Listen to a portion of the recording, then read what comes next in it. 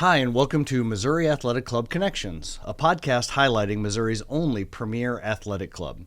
The MAC is recognized as the foremost private club in St. Louis, known for attracting exceptional people and enriching lives for generations. At the club, we create extraordinary experiences in all aspects of club life in the spirit of excellence, service, and tradition. Today, we're going to be discussing Generations, that piece, at the Missouri Athletic Club with members Sarah Gibbs and Scott Engelbrecht. Sarah is controller at GFI Digital, and Scott is the Chief Geographic Officer at CliftonLarsonAllen. Both Sarah and Scott are proud members of the Missouri Athletic Club, so thank you both for joining us today. Yeah, of course. Thanks for having us. Our pleasure. So two of you do have a special connection, so why don't we start with just getting the background, how you're connected and how that came to be. Go ahead. Scott married my mom when I was in second grade, so he's been a second father to me since I was little. Yeah.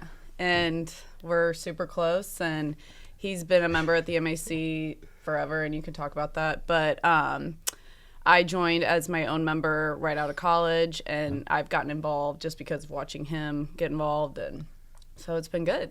Yeah, well, we'll get to the leadership component later because that's a key part of all of this as well. But how long have you been at the club?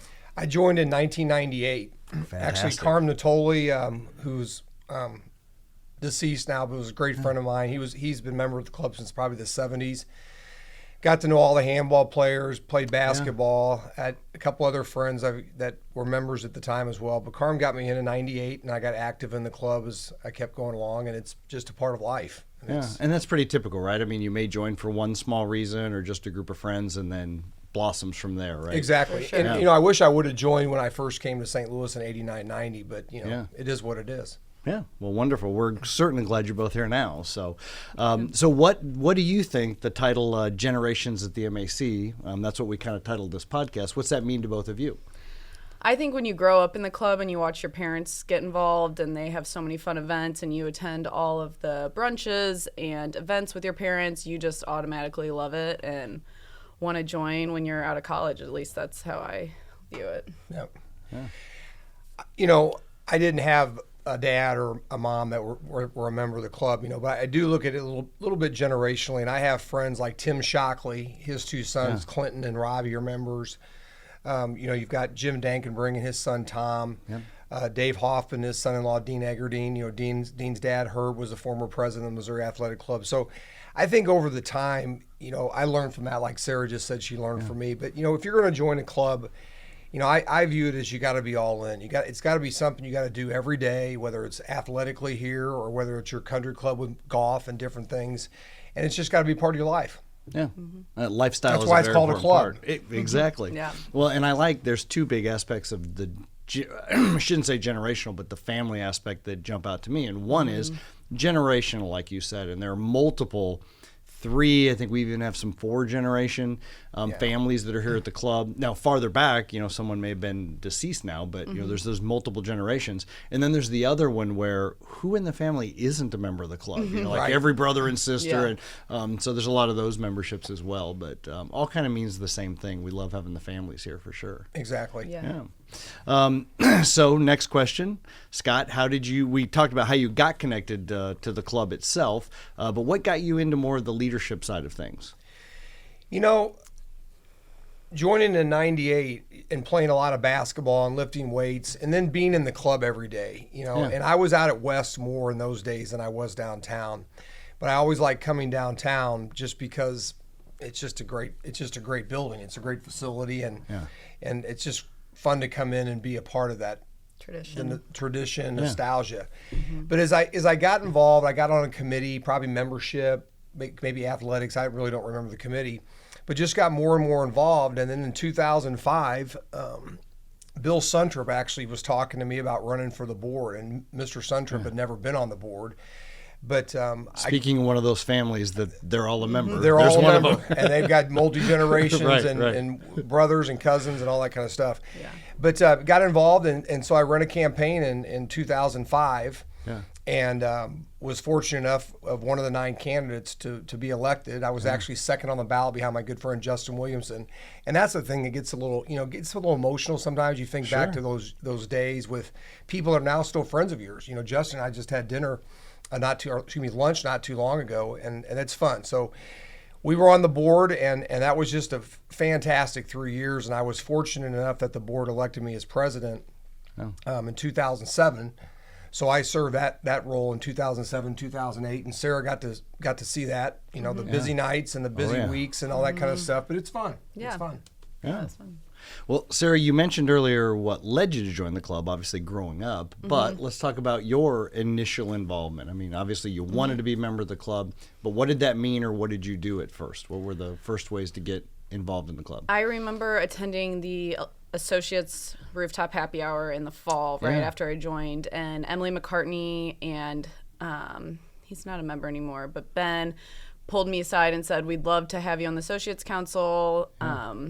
We seem like you'd be a good fit." So I started attending meetings and then ran for the membership chair.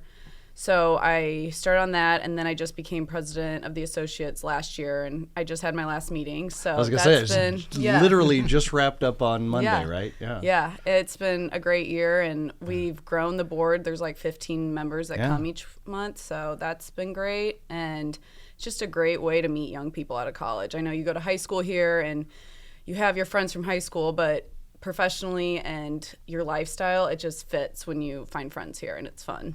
Well, I've had some board members, just senior members of the club is a better way to put it, that they love that associate council concept, and they sort of view it as like the starter, the farm team, whatever you want to call that, getting our young people accustomed to leadership at the club. But I think that's only the surface, and if you really pay attention and see what that Associates Council does, the events they put on, how seriously they take recruiting and getting good members into the club, there's really nothing fake about it. It's a very, very real leadership portion of the club, and does a heck of a lot for the club. So thank you for your service, by the way. Thank now that you. you're ended, hopefully you're not going to drift away from the Associates Council. But I think it's a great way to get people involved early, and if you get them involved while they're young, they're going to stay involved, I think. Yeah. The clubs within a club, that actually started, you could probably go back and check the history, but I think in like 05, 06, Jim Sheets was the one that really kind of drove that. And, whether it's Mark Twain Society, Bourbon Society, Associates, Golf Society, whatever, all the clubs within a club are. I remember that came up in a board meeting. I was like, we're one club, we're one club with common interests, but the reality is you're not, whether it's an age difference or it's different interests like shooting and hunting, that kind of stuff. So and that's been a fantastic part of the club too. Well, keep going with that. Tell us what your favorite aspects of the club are. Well, relative to the clubs within a club, I've never actually got engaged with a club within a club. I just haven't, for whatever reason. Well, for all intents and purposes, basketball could sort of be considered one, right? It could. It could. And it's interesting. I was just upstairs with Matt Morris and a couple of guys that play basketball, and I haven't played with the group in quite a number of years, probably 10 years. Yeah. But really what I love about the club is I work out, lift weights a lot, run the track a lot, do that whole thing. That's my main thing, is the physical fitness and so forth. But I just love coming here socially. And my statement each month will tell you we come here socially a lot. So I just love that. And everything about the club, whether I'm playing basketball or whether I play squash or whatever it might be, the primary focus is the physical fitness. But all of us we exist, and we'll watch the basketball players play on Friday morning when we're walking the track. Yeah. Or people will come in and lift weights between the games. So it's like everybody's pretty much doing everything within the club, even though your focus in my case might be the weights and so forth, others basketball, but they're always cross-pollinating, it seems like. That's a great way to look at it. Sarah, how about you? We learned about the Associates Council, but what other things are your favorites about the club? The social events are awesome. Every party I go to, I have a good time. And all of the restaurants, just going up and sitting at the bar at Jack Buck Grill, meeting people for drinks, that's just how you meet people I love. Yeah. I also love the West workout facilities. That's where I work out in the morning. And just the camaraderie and everything about it I really love. You said something very interesting that I think that, younger generations, this has gone on for centuries. Younger generations always get a bad rap, and I think one of the things would be it's a misunderstanding to state that, hey, hanging out at a club bar or something like that, meeting people, making business contacts, that's an old, long gone thing. Absolutely not the case, right? I mean, not the case at all. Those kind of things, business connections, even new friends, all of that stuff still happens today. Yeah, so. I tell anyone that moves to St. Louis that doesn't have a friend group here, I'm like, just join the MAC, go sit at the bar. You'll meet a couple people that Friday afternoon at 1903. It's so much fun for happy hour after work. So, yeah, I think it's a great thing I sit there and just chat. Well, and it works. Like I said, it does work. Works. It does work. Yeah. So we were mentioning, or we've talked about the father-daughter banquet, so that's coming up. So any fond memories of that? Either one, whoever wants to go first? Scott and I went when I was younger. My sister Caroline couldn't go for some reason, but it was just us two. And I remember getting like a little glass box. I still have it. Yeah. And then we went last year, so Scott, my real dad, and then my 3 little sisters all went, which was awesome. Yeah, we had so much fun. And it's just cool. Like, I didn't realize grandpas are there with their daughter and then their husband and their daughters. So it's just cool to see that. Well, and I don't mean this to call anyone's age out, but it almost feels like every year you want to say, okay, who is the oldest daughter I that's think we here? were. Because, I bet Sarah, but there's no limit is there's the point. No limit. I mean, it's like, there are people that, I'm still here with Dad. Yeah, this there were is a lot great. of moms. We were probably the young adults that were oldest. We had buckets of beer at our table. It was a little different than no the younger Temples. girls. Yeah. No Shirley Temples.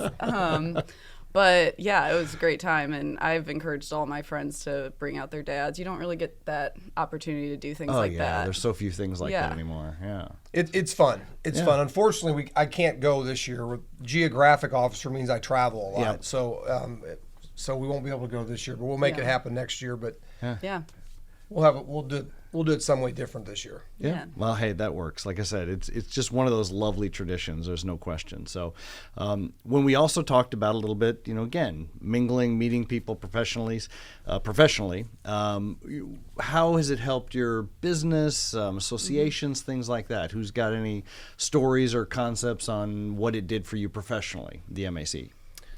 Go ahead, Sarah. I just think networking is always important, no matter what company you work for. For GFI specifically, a lot of our customers are members here, and I work out next to them and just chatting with them. Also, we bring our sales reps here for company incentives. We got a table at boxing night. We got just those kind of events, bringing your employees to show them the club, but also motivate them is awesome. Yeah, great. Yeah, it's been fantastic for me from a business perspective, and the number of fellow members that are clients of CLA, I can't even tell you the number of them. And it's not because at least for me, it wasn't because I came in there looking for business, because that was not the case. And I think some people do that, and I don't particularly like that, but it is what it is. But if you show up and you're mingling, like Sarah said, or you're hanging out at the bar, or you're playing basketball, or you're playing squash, people are going to resonate with you, and they're going to want to know what you want to do. And I've said this for years. I think the MAC, from a business perspective, creates the best relationships. And I used to always use the analogy, because you basically sweat together because you're on the basketball court or playing squash or whatever it might be. But it's also because what Sarah says, you get done and you go mingle at the bar, or you have dinner, or you have lunch, you come today and go to a Cardinals game. That's what really drives it. And the number of clients that we have, at least CLA has at this club, I wouldn't even know where it's a big number.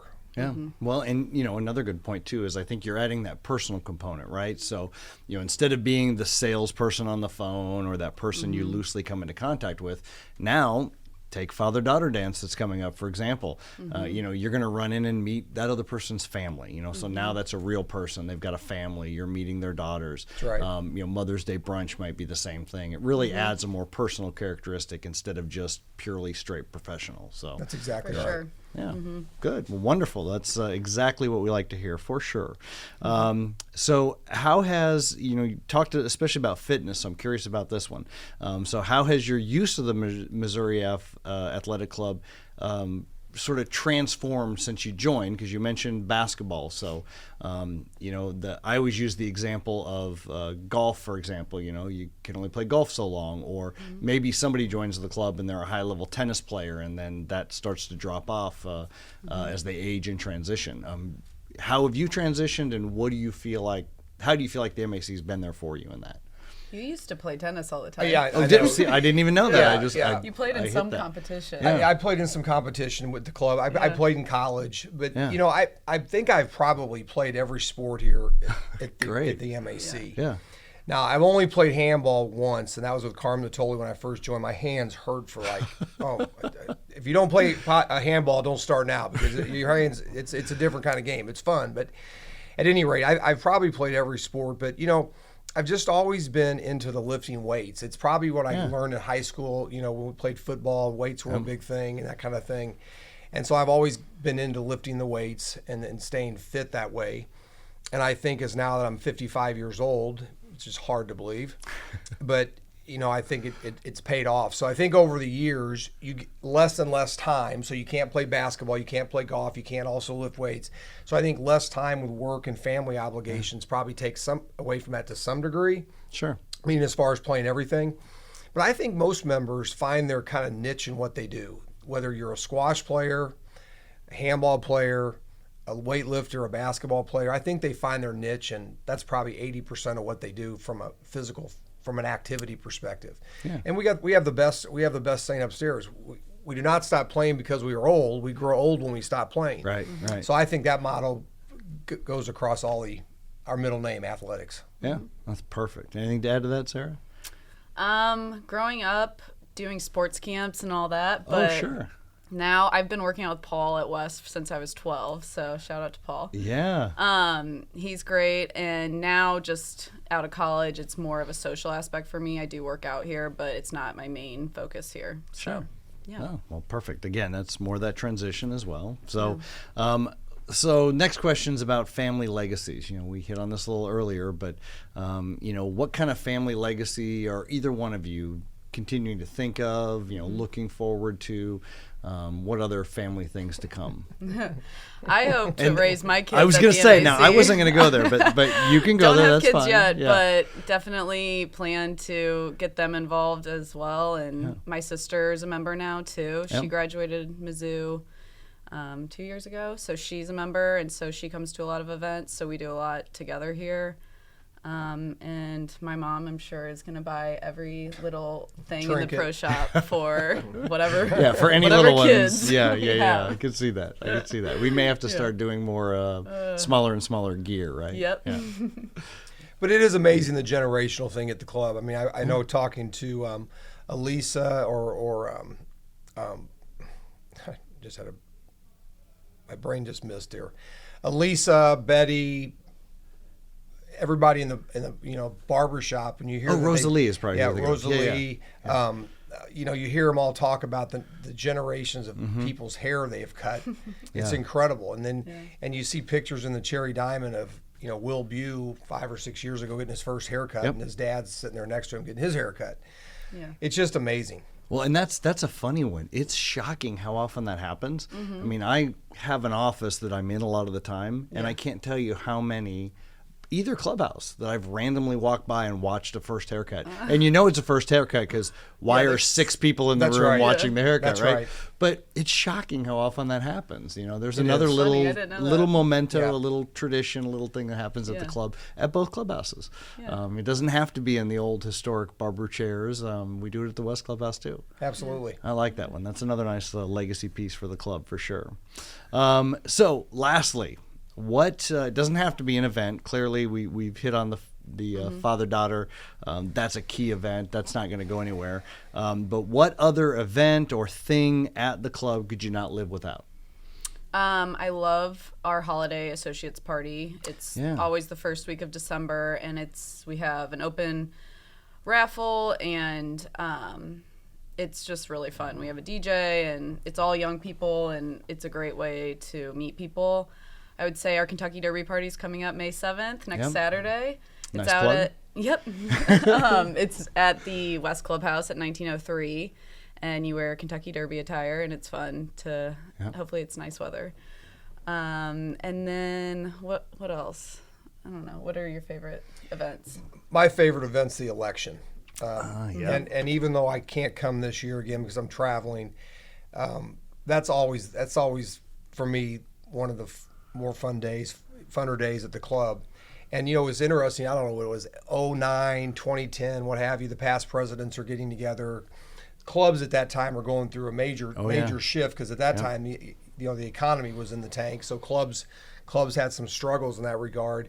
And we were thinking about getting rid of the election, or the talk was about getting rid of the election. And I just am glad we didn't do that. And I'm also glad to see that now we're having not full slates every time, but 7 or 8 or 9. And I think last year we did have 10 people running for the board seats, and I think that's cool. And another good thing, if you haven't noticed, I've noticed this in the short number of years that I've been here at the club, is I've noticed the incredible amount of young people that are coming now. Yeah. It seems like it's really become incredibly popular with our younger associate members. A lot of women. I think there's the gauntlet and the way we do our election certainly seems like a throwback to maybe a stodgier time. Couldn't be farther from the truth. Yeah. I mean, it is a tradition that the club wants to hang on to. Everyone, I don't care what your background is, anyone who's a member wants to come, wants to take part in it. Such a wonderful, fantastic night. Yeah. And there are a lot of clubs around the country that are, they're appointing board members, and right. It becomes, I have my personal views about that, but here my overall view is we're an athletic club. Yeah. So if you want to be on the board, it's going to take some athletics, and it's going to take phone calls. It's going to take maneuvering with emails these days. It's going to take going through a gauntlet. I think that's fun. Yeah. It's in and of itself our middle name. Yep, I love that. And that's not one I think that's a good way to say maybe that's not a personal thing you don't want to see go away. That's something the club should just never abandon. What a fantastic tradition. So. Correct. And you mentioned the gauntlet. I think that's the same gauntlet they probably had here in 1960. Yeah, it was originally built, and they slap it back together every single year. So yeah. In most things, that's the funny one. Again, keeping with traditions, most things, father daughter or the associates Christmas party. There's a lot of things that we do that are you want guests, you want friends to come to. I also like the fact that that's a traditional one and that's private. It's members only. Right. And, no one that's. I think it's 3:00 in the afternoon of election day. We just shut the doors. You're a member or you don't come in, and that's a tradition that's reserved for members only. I like that too. I like that. Yeah. Yep. Good point. Well, anything else you want to share on the generational topics, or anything else? Again, hopefully we'll continue to see you, Sarah, involved in all the events now that your chairmanship is up from the Associates Council, and then obviously we'll just wait for that time to go by to see how that works with the board, right? Running for the board, yes. We'll see. I was actually thinking about that this morning with everybody campaigning. I wonder if Sarah will run for the board one day. So I just think never, but I don't know. No, the generations are important at the club, and if I start talking about the girls too much, I'll probably tear up. So I'm not going to do that. But it's just, I think for all the members that listen to this podcast, just when you look around and you see whether it's Suntrup, Shockley's, Natoli's, Dankenbrings, Buse, you name the, Eggerdine, Karsten, you name the names, Robertson. You have brothers, you have sisters, you have kids, you have grandkids that are joining. I'd say we all just keep that going because that's what a club's all about. Yep. And, to that point as well, I know that's our specific focus here, but you both touched on this in different ways, like how you were introduced to the club, how you've introduced people to the club. Sarah, I think that you bring it up a point where you don't have to be, start your generation now, right? If you're the first to be at the MAC, if you're new to St. Louis, if you're the first, generation of Missouri Athletic Club member, just start it now. Yeah, it's absolutely. okay. You can start your legacy today, and club's been here for a little while. I don't think it's going anywhere. It'll be here for another 120 or more years. So, it will be. Great. Well, thank you both. This has been an incredible conversation. Enjoyed it. Having you you both on. Yeah, This has been wonderful. And thank you for everything you do. Oh, well, yes. My pleasure. And like I said, I think that you're going to see more positive things to come from this club and only up from here, right? Yeah. Good. Well, again, thank you both for coming. We'll put some contact information up as well, but Thank you so much to Sarah Gibbs, Scott Engelbrecht for being our guest today. Yeah. And join us for the next time, or at least listen in on the next time we do Missouri Athletic Club Connections. Awesome. Thanks. Awesome.